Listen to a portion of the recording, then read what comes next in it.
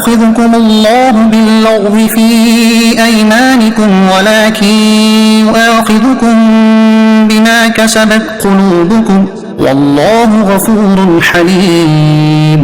ترجمہ: اور اللہ ان قسموں میں تمہاری گرفت نہیں فرمائے گا جو بے ارادہ زبان سے نکل جائے، ہاں اس پر گرفت فرماتا ہے جن کا تمہارے دلوں نے قصد کیا ہو، اور اللہ بہت بخشنے والا بڑا حلم والا ہے۔ لا یؤاخذکم اللہ باللغو فی ایمانکم، اور اللہ ان قسموں میں تمہاری گرفت نہیں فرمائے گا جو بے ارادہ زبان سے نکل جائے۔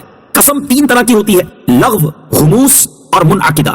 لغو یہ ہے کہ کسی چیز کو اپنے خیال میں صحیح جان کر قسم کھائی اور در حقیقت وہ اس کے خلاف ہو، یہ معاف ہے اور اس پر کفارہ نہیں۔ نمبر دو، غموس یہ ہے کہ کسی گزری ہوئی چیز پر جان بوجھ کر جھوٹی قسم کھائے، یہ حرام ہے اور احادیث میں اس پر سخت وعیدیں ہیں۔ نمبر تین، منعقدہ۔ منعقدہ یہ ہے کہ کسی آئندہ چیز پر قسم کھائے، اس قسم کو اگر توڑے تو بعض صورتوں میں گناہگار بھی ہے اور کفارہ بھی لازم ہوتا ہے۔ صدر الشریعہ مفتی امجد علی اعظمی رحمۃ اللہ تعالی علیہ فرماتے ہیں، قسم کھانا جائز ہے مگر جہاں تک ہو کمی بہتر ہے، اور بات بات پر قسم کھانی نہ چاہیے۔ اور بعض لوگوں نے قسم کو تقیہ کلام بنا رکھا ہے کہ قصد و بے قصد زبان سے جاری ہوتی ہے، اور اس کا بھی خیال نہیں رکھتے کہ بات سچی ہے یا جھوٹی، یہ سخت معیوب ہے۔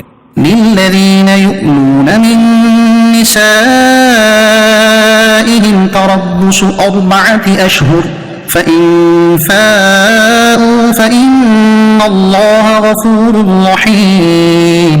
ترجمہ: اور وہ جو اپنی بیویوں کے پاس نہ جانے کی قسم کھا بیٹھیں ان کے لیے 4 مہینے کی مہلت ہے، بس اگر اس مدت میں وہ رجوع کر لیں تو اللہ بخشنے والا مہربان ہے۔ للذین یؤلون من نسائهم، اور وہ جو اپنی بیویوں کے پاس نہ جانے کی قسم کھا بیٹھے۔ تفسیر صراط الجنان میں ہے یہ قسم کھانا کہ میں اپنی بیوی سے 4 مہینے تک یا کبھی صحبت نہ کروں گا، اسے ایلا کہتے ہیں۔ اس کا حکم یہ ہے کہ اگر قسم توڑ دے اور 4 ماہ کے اندر صحبت کر لے تب تو اس پر قسم کا کفارہ واجب ہے، ورنہ 4 ماہ کے بعد عورت کو طلاق بائنہ پڑ جائے گی۔ اس آیت میں اسی کا بیان ہے۔ ایلا کے بارے میں مزید معلومات حاصل کرنے کے لیے بہار شریعت حصہ 8 سے ایلا کا بیان مطالعہ فرمائیں۔ وَإِنْ عَزَمُوا الطَّلَاقَ فَإِنَّ اللَّهَ سَمِيعٌ عَلِيمٌ۔ ترجمہ: اور اگر وہ طلاق کا پختہ ارادہ کر لے تو اللہ سننے والا جاننے والا ہے۔ وَإِنْ عَزَمُوا الطَّلَاقَ، اور وہ اگر طلاق کا پختہ ارادہ کر لیں۔ تفسیر صراط الجنان میں ہے زمانہ جاہلیت میں لوگوں کا یہ معمول تھا کہ اپنی عورتوں سے مال طلب کرتے، اگر وہ دینے سے انکار کرتی تو 1 سال 2 سال 3 سال یا اس سے زیادہ عرصہ ان کے پاس نہ جانے اور صحبت ترک کرنے کی قسم کھا لیتے اور انہیں پریشانی میں چھوڑ دیتے۔ نہ تو وہ بیوہ ہوتی کہ کہیں اپنا ٹھکانہ کر لیتی اور نہ شوہردار کے شوہر سے کچھ سکون حاصل کرتی۔ اسلام نے ظلم کو مٹایا اور ایسی قسم کھانے والوں کے لیے 4 مہینے کی مدت معین فرما دی کہ اگر عورت سے 4 مہینے یا اس سے زائد عرصے کے لیے یا غیر معین مدت کے لیے ترک صحبت کی قسم کھا لے، جس کو ایلا کہتے ہیں، تو اس کے لیے 4 ماہ انتظار کی مہلت ہے۔ اس عرصے میں خوب سوچ سمجھ لے کہ عورت کو چھوڑنا اس کے لیے بہتر ہے یا رکھنا۔ اگر رکھنا بہتر سمجھے اور اس مدت کے اندر رجوع کرے تو نکاح باقی رہے گا اور قسم کا کفارہ لازم ہوگا، اور اگر اس مدت میں رجوع نہ کیا اور قسم نہ توڑی تو عورت نکاح سے باہر ہو گئی اور اس پر طلاق بائن واقع ہو گئی۔ یہ حکم بھی عورتوں پر اسلام کے احسانات میں سے ایک احسان اور حقوق نسواں کی پاسداری کی علامت ہے۔ والمطلقات يتربصن بأنفسهن 3 قروء ولا يحل لهن أن يكتمن ما خلق الله في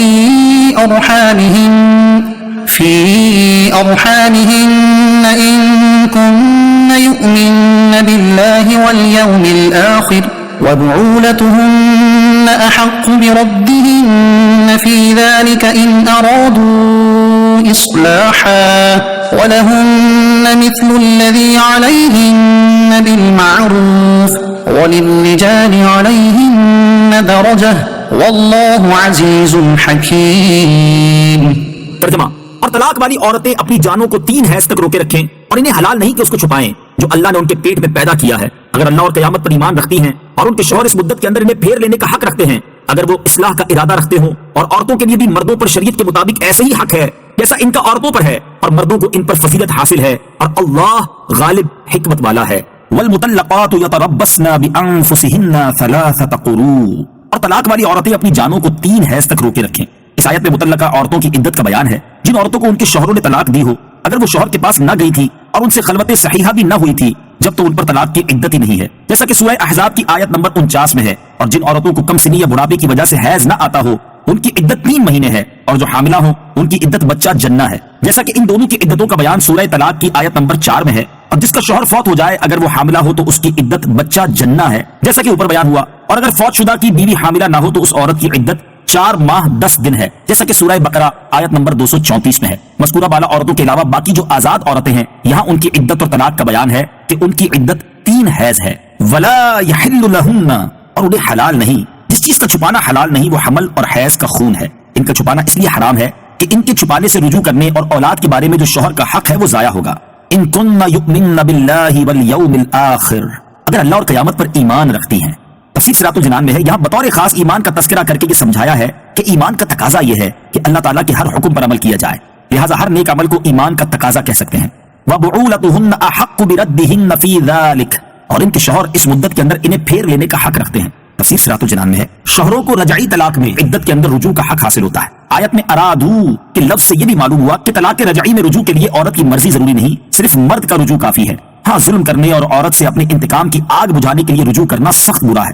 رجوع اصلاح کی نیت سے ہونا چاہیے. افسوس کہ ہمارے ہاں اس جہالت کی بھی کمی نہیں. بیویوں کو ظلم و ستم اور سسرال سے انتقام لینے کا ذریعہ بنایا جاتا ہے، حتیٰ کہ بعض اوقات تو شادی ہی اس نیت سے کی جاتی ہے اور بعض اوقات رجوع اس نیت سے کیا جاتا ہے. یہ سب زمانہ جاہلیت کے مشرکوں کے افعال ہیں. وَلَهُنَّ مِثْلُ الَّذِي عَلَيْهِنَّ بِالْمَعْرُوفِ، اور عورتوں کے لیے بھی شریعت کے مطابق مردوں پر ایسے ہی حق ہے جیسا عورتوں پر ہے. یعنی جس طرح عورتوں پر شوہروں کے حقوق کی ادائیگی واجب ہے، اسی طرح شوہروں پر عورتوں کے حقوق پورے کرنا لازم ہے. آیت کی مناسبت سے یہاں ہم شوہر اور بیوی کے چند حقوق بیان کرتے ہیں. شوہر پر بیوی کے حقوق.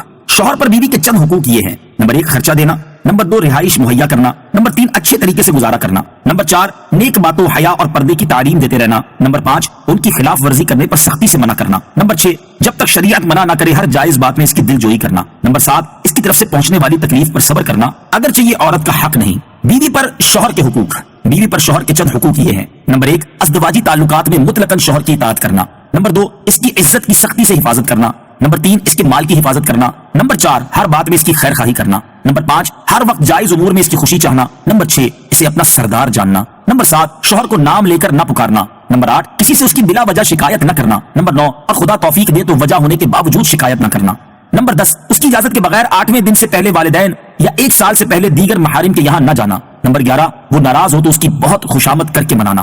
وَلِلرِّجَالِ عَلَيْهِنَّ دَرَجَةٌ، اور مردوں کو ان پر فضیلت حاصل ہے. مرد و عورت دونوں کے ایک دوسرے پر حقوق ہیں، لیکن مرد کو بہرحال عورت پر فضیلت حاصل ہے اور اس کے حقوق عورت سے زیادہ ہے.